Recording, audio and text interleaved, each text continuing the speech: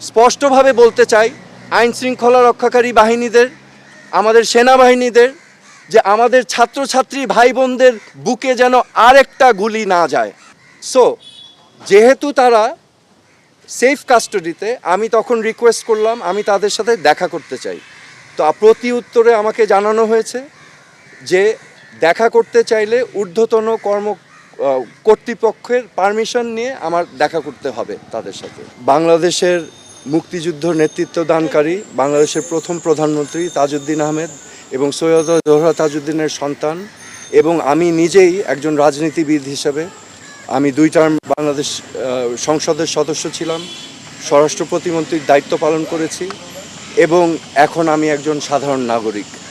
আমি আজকে এই ব্যাকগ্রাউন্ড এবং একজন সাধারণ নাগরিক হিসাবে আমি ডিবি অফিসে এসেছি, কারণ আমি বাংলাদেশের সকল মানুষের মতোই বাংলাদেশকে নিয়ে উদ্বিগ্ন বোধ করছি।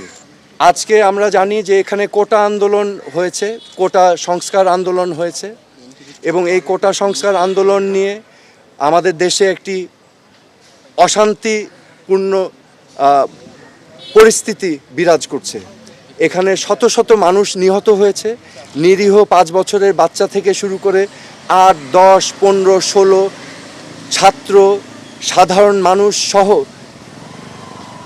অনেক মানুষের প্রাণহানি হয়েছে, এবং এটা আমাদের সবাইকে ক্ষত করেছে, আমাদের বিবেককে নাড়া দিয়েছে।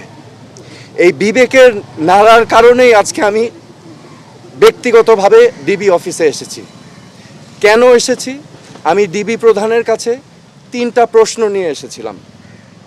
আমার প্রথম প্রশ্ন ছিল যে এই 6 জন সমন্বয়কারীকে গ্রেফতার করা হয়েছে নাকি সেফ কাস্টাডিতে নেওয়া হয়েছে। দ্বিতীয় প্রশ্ন, যদি অ্যারেস্ট হয়ে থাকে তাহলে আমার কোনো প্রশ্ন নাই, আমার কোনো দাবি নাই, কিন্তু যদি সেফ কাস্টাডি হয়ে থাকে তাহলে আমি তাদের সাথে দেখা করতে চাই।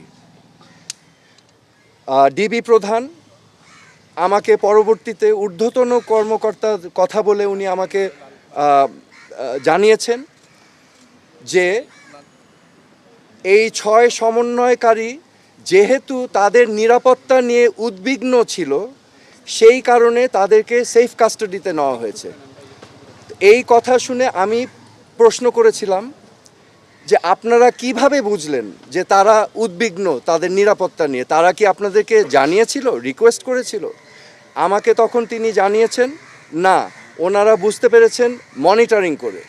সো যেহেতু তারা সেফ কাস্টাডিতে, আমি তখন রিকোয়েস্ট করলাম আমি তাদের সাথে দেখা করতে চাই।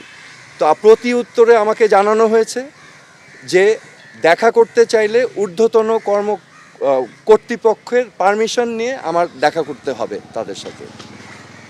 আমার তৃতীয় প্রশ্ন ছিল তাদেরকে কখন সেফ কাস্টাডি থেকে মুক্তি দেওয়া হবে।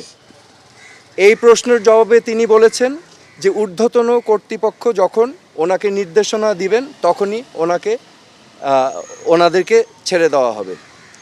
সো আমার প্রশ্ন এখন, সেফ কাস্টাডি আমার জানা মতে একজন নাগরিক যদি রিকোয়েস্ট করে তাহলে সেফ কাস্টাডিতে নেওয়া যেতে পারে, কিন্তু রিকোয়েস্টের বাইরে যদি কাউকে সেফ কাস্টাডিতে নেওয়া হয়, এটা কি আসলে সেফ কাস্টাডি না এটা অ্যারেস্ট?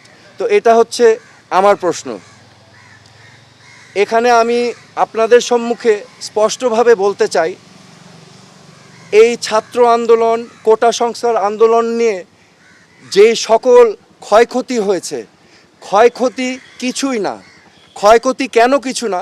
এই ক্ষয়ক্ষতি যেই সম্পদের ধ্বংস হয়েছে সেগুলো তো জনগণের ট্যাক্স দিয়েই করা হয়েছে। এগুলো জনগণের সম্পদ, এগুলো হয়তো ভবিষ্যতে আমরাই আবার গড়ে নিব, কিন্তু একটি প্রাণ যেটা আমরা হারিয়েছি, একটি প্রাণও কি আমরা ফেরত পাবো? এই প্রাণ কি ফিরে আসবে? আমাদের